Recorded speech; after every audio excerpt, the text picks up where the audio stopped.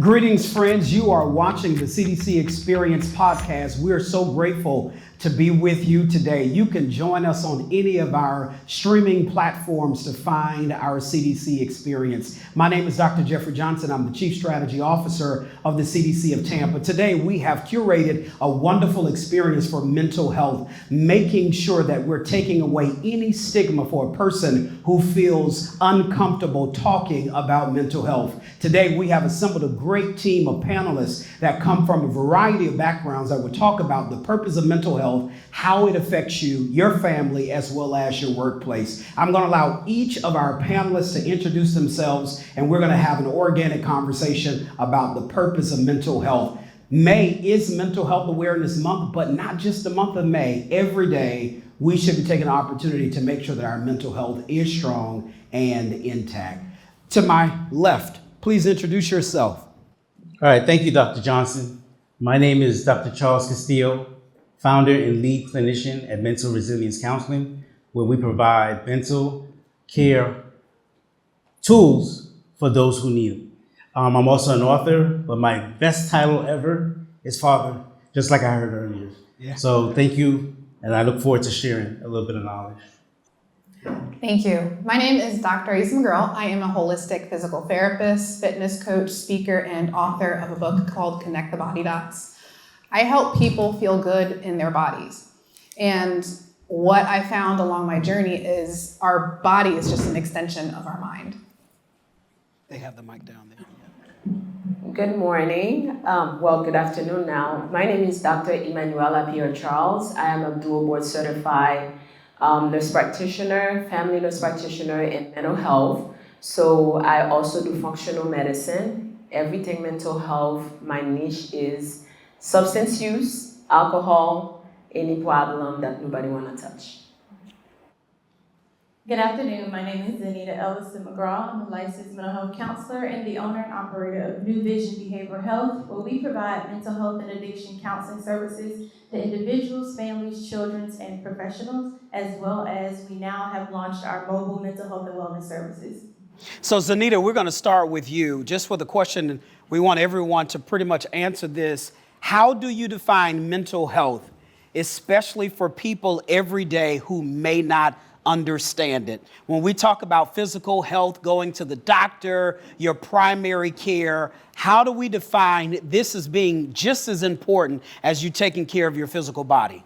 Sure. So mental health can be defined as a decline in our mental or our emotional state, meaning so maybe my thoughts aren't as healthy as they should be or used to be. Maybe I've been feeling maybe stressed more than lately, maybe sad, a little bit of sadness uncontrollably, or situations that could create the sadness. But it's just a notice and a decline in my overall mental and emotional well-being. Nowadays, you can't go to a doctor where they don't ask the PHQ-9 questions, like, have you been experiencing sadness lately? Have you been feeling stressed? Have you had any thoughts of suicide? I'm so grateful for those questions because oftentimes we neglect our mental health in pursuit of our physical health. And so now it is important that we are able to connect the two of them when we are pursuing overall wellness.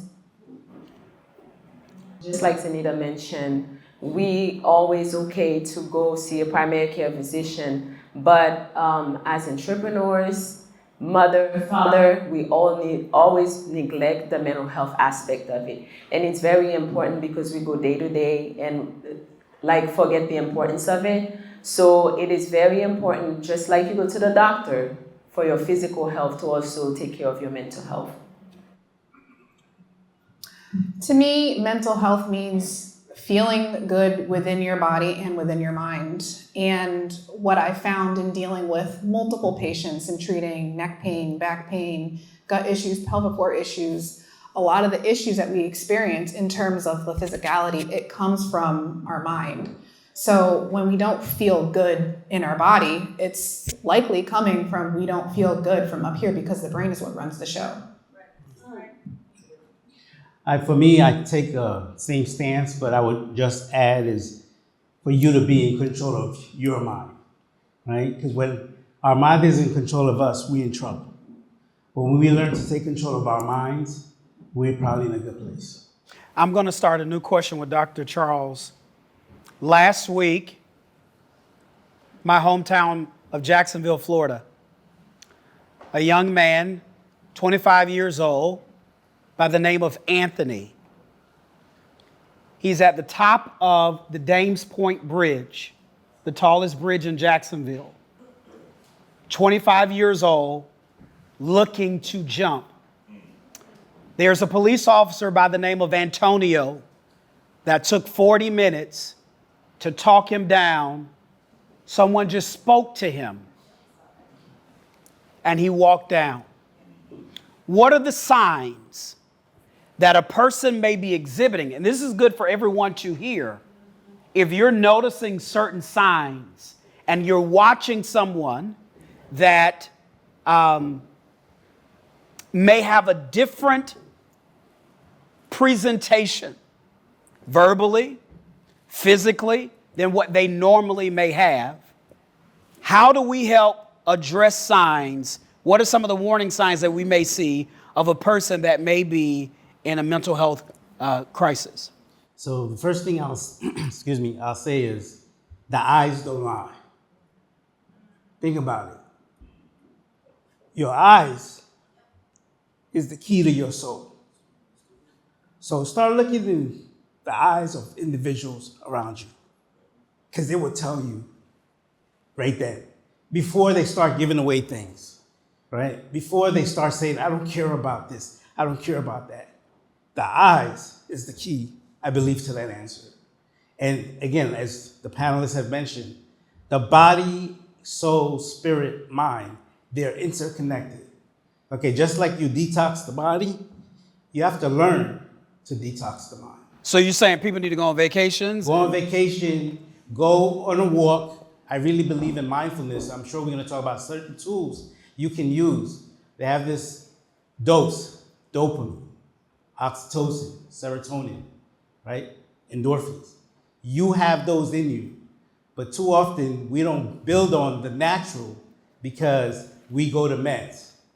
We can do what we need to do by just walking, hugging, laughing, praying, sleeping, and I could go on and on. Yeah.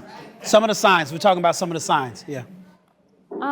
So, like he mentioned, sometimes people who are looking at ending their life, they're giving away possessions, they're talking about death maybe a little bit more, or things sound a little bit more finite to them, or they're kind of hopeless, you trying to inspire them, encourage them, but like, yeah, no, the real affect really flat, it just really sounds very hopeless.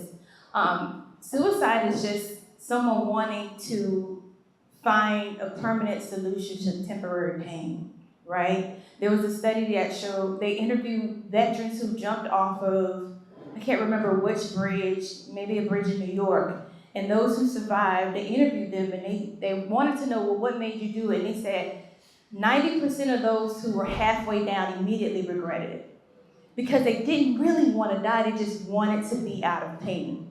And so many of us can relate to some phase in our life that felt so painful that sometimes maybe death was better than what you were experiencing. So sometimes people who are suicidal don't necessarily want to take their life, they just can't find a solution to their pain. And sometimes we can be a solution to their pain, or we can connect them to someone else who can be a solution to their pain. So if you notice somebody just seems so despondent, so hopeless, totally not the person they used to be, start asking those questions. Don't be afraid to say, where are your thoughts at?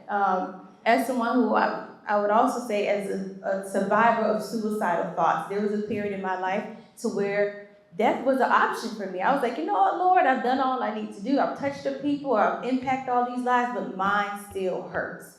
And so I had to learn to find the root of my pain and practice what I preach and pause from pouring into everybody else and see the value of what it looked like to pour into myself. And so as entrepreneurs, and whatever your pursuit to profit looks like, is it draining you to a point to where you are empty by the end of the day?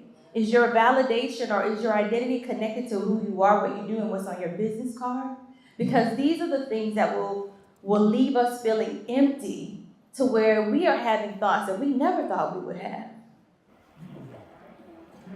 So one of the things that I always use is that the brain doesn't have a garbage can, right? Sometimes you guys never think about that. So everything that keep going in the mind is stored somewhere in the brain. So this information is there whenever it's like you need it, it just come out. It depending which information you pull at that time. So me, I'm a bit advocate for children, like Dr. Charles, we talk about that a lot. For those of you who have kids, make your kids your friend, because I'm telling you guys, it is really bad out there. For the simple reason is that we are so busy in our day-to-day lives, right? We don't pay attention to our kids, we don't pay attention to our teenagers, because we think that they're okay. Pay attention to their faces. Do they always want to be alone all of a sudden? Your happy kid is now so depressed. They don't want to get out of bed. They are hiding. Unfortunately, we just had an experience in the Haitian community. The mom dropped the young lady. She's graduating in 2 weeks. She dropped her off, thought that the kids were in school. They called the mom. They say she's not here. The mom went back home. She find her gone in the tub. In the tub, she killed herself. So I always encourage parents, please take the time. Like my kids, every day, they snitch on themselves, because since they were babies, I have conversation with them. The minute I pick them up, I want everybody to tell me about everything that happened in school. So by cultivating that relationship with them, now the minute somebody gets in the car, they're gonna tell me what the other one did. So what happened at the school? Because it is very, very important to pay attention to people around you. I'm gonna give you another quick example. There was another young lady at my church. I noticed she had long, beautiful hair. She came to church and I saw that she was wearing like a hair tie. And I'm like, this is not normal. I know she just had a baby. She was so depressed and postpartum depression, she cut all her hair. Remember, I tell you guys, people go to things that they have control over. What she had control over was her hair. So she cut her hair. Just pay attention to the little signs, people around you. Like if they used to be happy, they just all of a sudden, you don't hear from them. Just give them a call. Just like Zenita said, even you as a professional, right? Know when to pull back. Know when to pull back. Know when to take a mental health day. Some days, I'm like, I'm not going to the clinic. I'm switching everybody to a different day if I need it. Because I know mentally I'm not all right. If I'm not okay, I can help somebody else. So you have to talk to yourself and be able to understand when you're at that point, how do you get over it? Even as professional, I need somebody else to talk to as well, because some of the stories that I hear, they are very terrifying and horrifying. How do you even empty that garbage can? So you have to retrain your brain from all those trauma, all those bad things that happen to you. Let them out. It's okay not to be okay and seek help. So I always encourage everybody, take care of your kids. Family is first. Family is always first, because once you lose your family, that's it. Everything else you're working so hard for is not worth it. It's not worth it. You just got to take time for your family and what's important to you. Dr. McGurl, anything? I want to segue just a little bit, because Dr. Pierre Charles was talking about children. Now, she said something that others may disagree with. She said, your child should be your friend.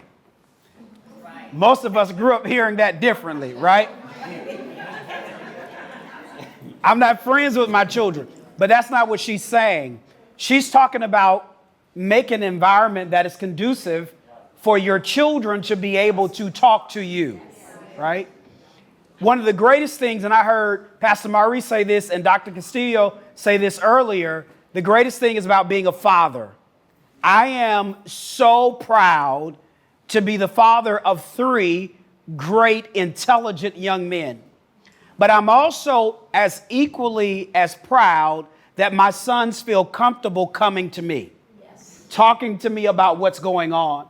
Not that I'm going to harp on them, but they can listen. There's a level of accountability, but there is trust that dad is there. Let's talk about this from a child standpoint. Dr. Castillo, he's written a book called I Am Strong Inside. It's a book for children, right? How many of us can really say, no matter the age of your children, let's be honest, that your children can come to you and talk to you right now if they had a deep issue that did not include money? How many of your children feel comfortable coming to talk to you emotionally? Okay. Now, some may not want to answer that question, and I don't blame you, right? But this could be the conversation that helps spin that. Sometimes it's okay just to listen. You don't have to have the answer to everything, because we know sometimes when people talk, the longer they talk, they probably will figure this thing out for themselves. They just want someone to be a sounding board to listen to them. So let's talk about listening. I have 3 boys. You have a daughter. Dr. Ellison talked about the experience of her daughter coming to her. And Dr. Pierre Charles, you have children, correct? 2. So let's talk about this. How do we work on ourselves, introspective, that our children and those who are around us feel comfortable coming to us talking about where they are emotionally? It starts with apology, right? One of the hardest things for the generation before me, and probably even my generation, not to age myself, right? But I'm 30, so I don't know what you're talking about. talking about me, right? I'm 30. It's to apologize. We need to apologize to our children when we know that we're wrong. And that's one of the hardest things that somebody may have to do, but may need to do. I had to apologize to my children because I disciplined them how I was disciplined. We talk about the generational. And it took me a while for me to listen to my children and just hear what they had to say. Like, this doesn't work. This doesn't work. So I would say start by reflecting on yourself and understanding that nobody's perfect. Parents, we make mistakes. How many parents haven't made mistakes out there? What? You haven't made any mistakes? I want to learn how to, I know it's a trick question. Right? Now, haven't made mistakes. We all have, and we'll continue to make mistakes. But we have to be honest about the situation and come back. And when you're wrong, say you're wrong. Yeah. And that has made a big difference with my children, where now they can come and talk to me and tell me things that are uncomfortable, tell me things that I do not want to hear, but they know I'm not going to overreact. Because a lot of times what we do first, overreact, and then make the situation worse. But that apology built trust. I don't know, as parents, we think automatically our children trust us. They do not. That is an earned factor in our lives. Dr. McGraw. So I want to talk about before we have to actually apologize, or like when we kind of act a little, like we get upset.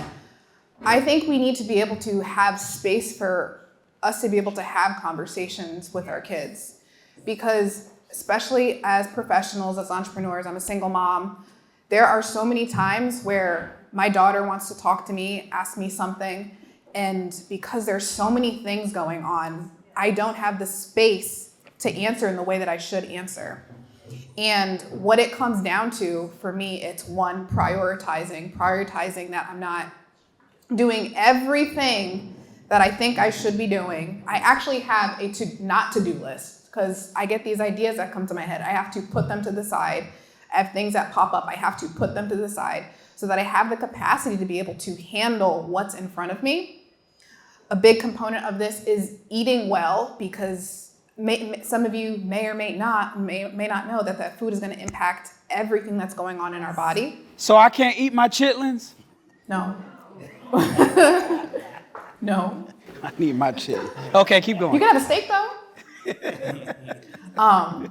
So that food is going to impact everything that's going on in my body, in my brain, and movement. Movement has been such a vital piece in helping me heal and helping so many of the clients that I work with heal as well, because movement can be, remember the safety versus threat mode? We can use movement to help us tap into this safety mode. And this is something that we each have in control over. Emanuela said that people go to their addictions and stuff because this is what they have control over. But we have control over our movement. We have control over the things that we eat. And if we take control over the things that we do every day, the foods that we eat, our movement, the things that we do, it allows us to have more space so that when our child does come to us, we have the capacity to say, ooh, okay, that's a lot right now, but I understand. We don't act as irrational. Good. Yes. Like I used to say, I'm a firm believer in like communication. I said I'm gonna break the generational cycle for my family, and that's what I did. I tell my kids all the time I love them. We have bedtime story. It is so bad that my daughter is not going to sleep until we pray. I tell her a story, I give her a kiss, and I say I love you. So all these things, the reason why I say that, you have to cultivate healthy relationship with your kids. So I even tell them, since they were growing up, you are beautiful. Some days I even go to her, I say, you are so ugly. She's like, no, I'm not. You have to instill that, confidence in them when somebody say to them that they know who they are. I said, who are you? They say, I am a child of God. I am here to make a difference in the world. So they know those things. You have to talk to your kids consistently. And then I create the environment where I said, whatever happened in school, you have to come tell me. Because, at the end of the day, family is key. Create memories with your kids. I have date with my daughter. I have date with my son. One day, I only take one. Even the other one cry. You have to create that relationship where every single one of them have time with you. Because you want to cultivate that relationship. If something happened, if something is wrong, that they will be able to tell you. So I even try to make it a habit right now to not be on the phone when I pick them up, because they do talk about it. My daughter is very vocal. She'll say, Mommy, why are you on the phone when you pick us up? They know when something is out of the ordinary because you cultivated that good relationship with them. So for people around you, I remember Dr. Johnson mentioned that for people around you, pay attention. All you got to do, like Dr. Charles said, look at their eyes, look at their body movement. Look at how you used to see them before. Sometimes I say, I don't know if it's a gift, but give me 5 minutes with somebody. I can tell you a lot about them because I pay attention. I pay attention to body language. I pay attention to the way they talk, the way they address me, because you have to pay attention to others around you. I know we are so busy, but take a few minutes. You'll learn so much. You will be surprised about how much of a difference that you can make by even saying good morning to someone. I just challenge you guys to do that. By just saying good morning, somebody may have been having a bad day. By just saying good morning to them, you can change their day. So I won't beat a dead horse. Everything they said is important when it comes to just keeping up with the well-being of our children. I think the last thing is don't minimize what they go through. Oftentimes it's like, what's wrong with you? You ain't got bills to pay. You what you stressed about? Well, kids have real stress, right? They have academic stress, they have peer stress, they have trying to fit in stress. One of the number one reasons why kids were calling the suicide hotline, specifically during COVID, was for a breakup. They were wanting to take their lives over a breakup. And so while we may minimize that, be like, oh, it's not that serious, if only you knew, they don't. Their brains aren't developed enough to think logically like ours. And so I say don't minimize anything that your child or a child may be struggling with because we don't think it's that serious. You've been watching the CDC Experience, and as we bring this podcast to a close, we want to give all of our panelists an opportunity to share where their practice is and how you can find them on social media.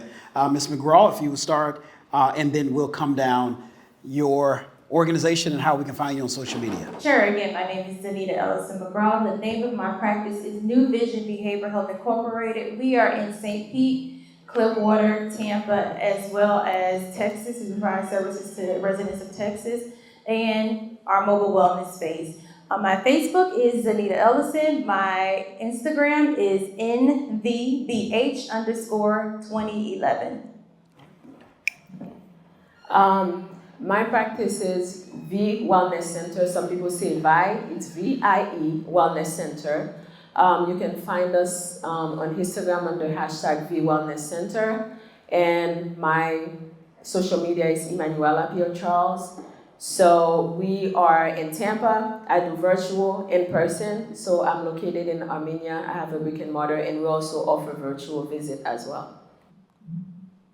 My business is called Connect the Body Dots. You can go to connectthebodydots.com. I service the Tampa Bay area. I do virtuals as well as I travel to host workshops at different events, corporations, organizations. My Instagram is dr.aissa_, and my YouTube is Connect the Body Dots. All right, Dr. Charles Castillo, again, Mental Resilience Counseling. Just look up Mental Resilience Counseling and you'll see this face. And we do telehealth. We do it from the safety and comfort of wherever you are, wherever you need. Thanks. Thank you. You've been watching the CDC Experience. This month, we've dealt with the topic mental health awareness. We've heard from an array of speakers, our panelists. Please follow them on social media. You can find any of our information on Facebook, YouTube, Instagram, or LinkedIn. My name is Dr. Jeffrey Johnson. I am the Chief Strategy Officer of the CDC of Tampa, and you've been watching the CDC Experience. Thank you for watching.